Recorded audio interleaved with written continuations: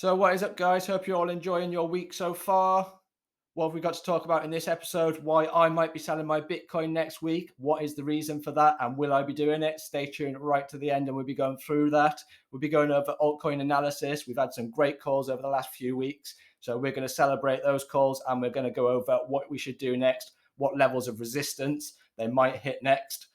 So it's an important episode, guys. Stay tuned right to the end. If you're new to the channel and you do like our content, don't forget, subscribe, notification bell, so you're aware when we do crypto emergency updates. Hit the like button so you can tell YouTube that you like our content and let it share us. It helps us grow the channel. So let's get straight into it, guys. Hope you enjoy the show.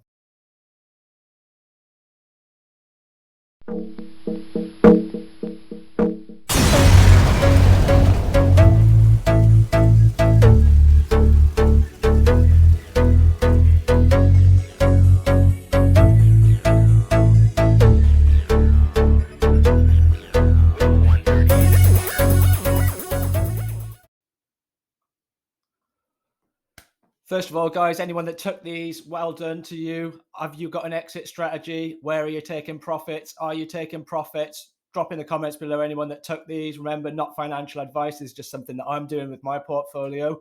So my free altcoins of the week, and go back, have a look on the previous episode, guys.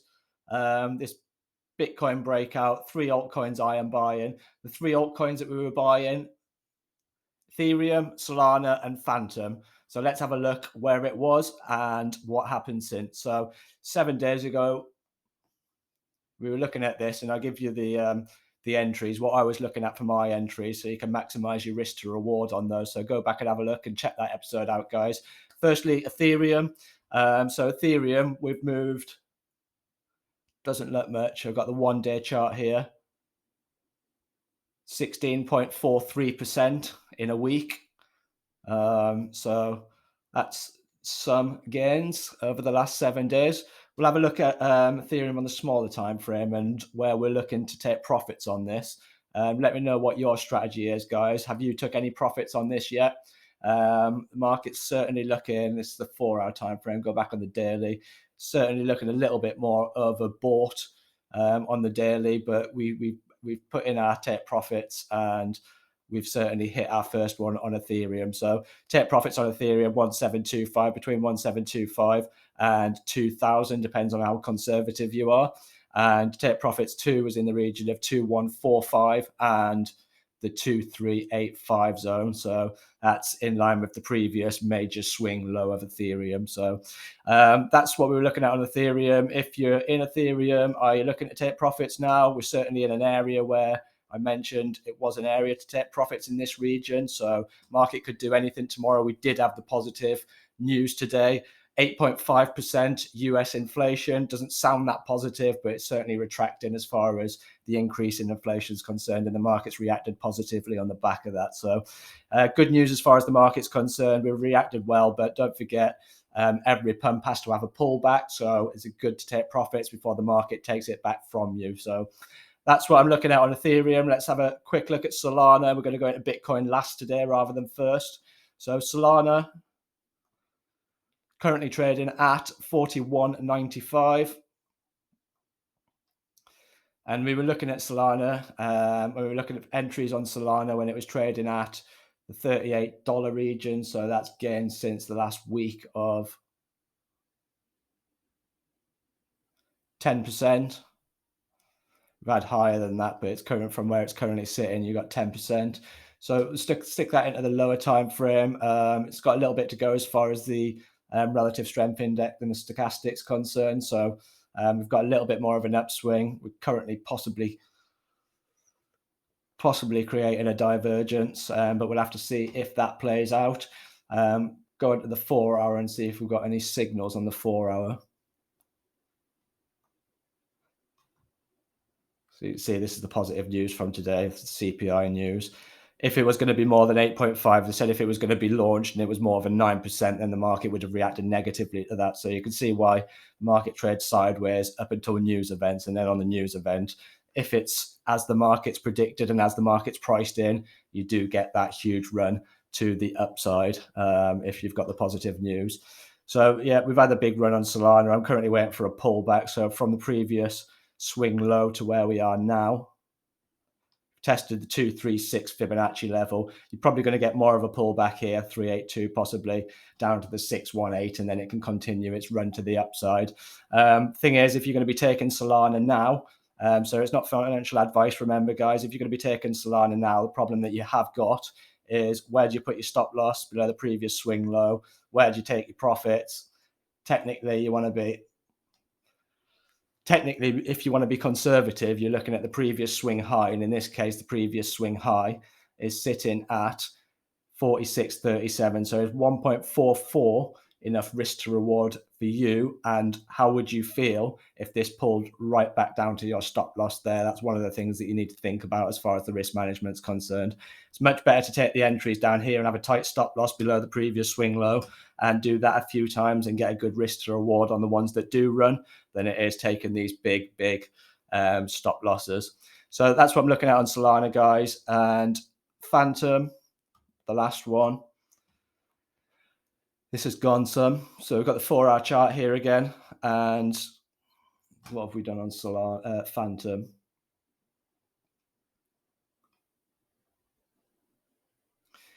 We've had 28% on Phantom, so a big gain on that. Don't forget to take profits, guys. We're nearing our take profit one zone anywhere, 43.10.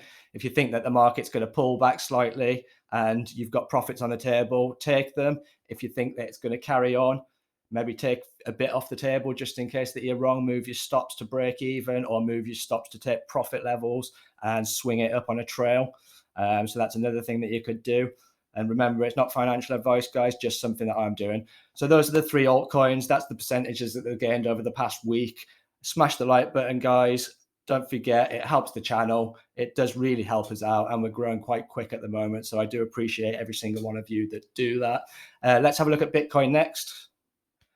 Right, okay, Bitcoin, current price, $23,912.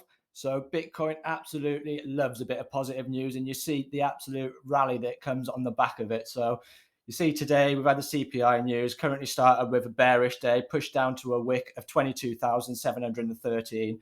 Had the news, the quick wick to the downside, scare everyone out, shake out any small-term leverage, and then the huge pump to the upside when the news come in, and it wasn't as bad as people expected, and it was as the market had built in. So that's the reason why we've had that pump today. And don't forget, to a certain extent, we want to be selling the news or taking some profits from the news, not financial advice, but always good to take a little bit off the table. So we've had the positive news now. Do we think tomorrow's going to be a green day or a red day? You think it's going to be a red day, you're going to have that pullback in the market, then you need to take a little bit off the table because you might get better entries on the back of it. So why might I be selling my Bitcoin next week? What is the reason for that? Am I slamming Bitcoin? Not going to be selling all of it. I'm going to be selling a portion of it if it does this. So I've got the weekly. I'll get the weekly up now, and you can see that Bitcoin, it's been in downtrend since back in November 2021 last year. And we've got this long-term trend line. It's had 1, 2, and coming up approaching its third touch.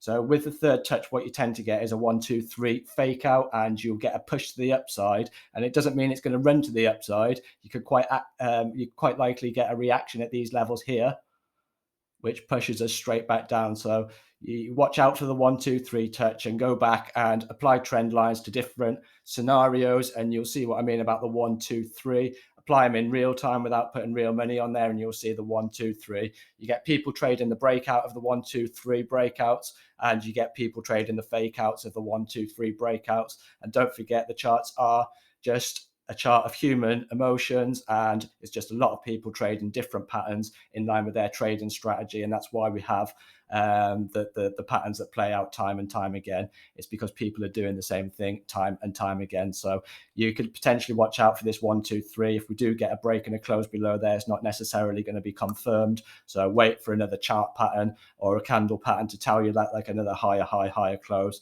But I want to be trying to come above the 36,332 level before I've seen any kind of a longer term trend reversal. So that's what I'm looking at on Bitcoin. You can see that if we look at the dominance, we've been talking about this scenario that we wanted to play out, and the Bitcoin dominance is falling whilst the USDT dominance is falling. And remember, UST dominance measures the dominance in market cap against the stablecoin USDT. So we know that when there's weakness in the USDT, there's strength in the crypto market because they're ultimately coming out of the USDT and buying cryptocurrency with that. In bear markets, predominantly Bitcoin, usually in the long big players like Ethereum, some of the larger cap layer one, Solana, Phantom, those kind of guys. But this is playing out exactly what we wanted. We had the two scenarios, and it's playing out in our preferred scenario where we're losing USDT dominance while we're losing the Bitcoin dominance, and we're gaining in the crypto, in the altcoins. So that's why I'm coming out of Bitcoin. And the reason for me to come out of Bitcoin is if we do get that break, the close, and confirmation above the 36,000, then I'll be looking to buy alts for a good couple of months, or until I see a little bit of negativity in the market, and then convert that back into Bitcoin and try and gain more Bitcoin on the back of that. So that's what I'm looking at, guys. One thing that I have got is we've got a couple of referrals.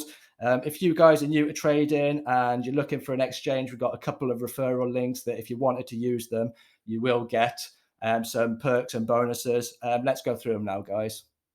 Right, okay, guys, hope you enjoyed the episode. Just before we go, just going to go over our referrals. Like I say, there's some good bonuses on here. So if you haven't got an exchange and you're looking for one, first of all, go and check them out on CoinMarketCap, CoinGecko. They've all got 10 out of 10 ratings. So always do your research first, guys. Not financial advice, but these two that I've done my research on these two, and they are one of the biggest ones. So go back to one of our videos, one of our recent videos. Just go on to show more on there, and you'll see that we've got a couple of exchanges that we're working with. We're working with BYBIT, and you get sign-up bonuses for clicking the referral link, and it does help the channel out. This is an interesting one, OKX.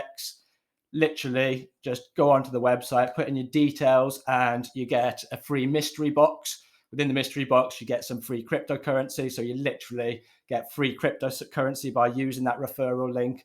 And do us a favor, guys, let us know in the comments what cryptocurrency you got and how much that was worth. Let me know in the comments. I'll be interested to see. So hope you enjoyed the show, guys. Let me know in the comments below what you'd like me to cover next, what altcoins you want me to go over. Beware of the scammers. Enjoy the rest of your week.